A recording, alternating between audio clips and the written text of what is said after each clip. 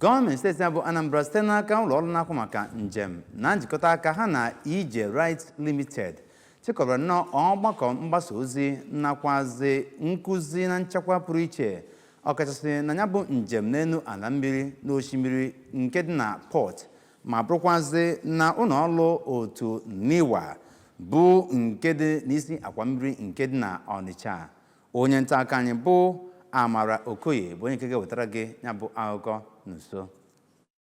Isiokwu ya, kọmishọna maka njem na ụgbọala Oriakụ Patricia Igwebuike bụ onye nke Permanent Secretary Injinia Michael Obiekwe nọchitere anya ya kwuru na mmemme a na-egosipụta nkwado steeti maka njem mmiri iwu nchekwa. Onye njikwa mpaghara nke National Inland Water Authority NIWA Onitsha Area Office Sir Victor Nwokocha kpọrọ oku ka enwee ịdị ọcha na ntụkwasị obi n'ịchịkwa njem mmiri ma kelee Gọvanọ Chukwuma Soludo maka ime ka uwe nchekwa rute ndị steeti ya aka.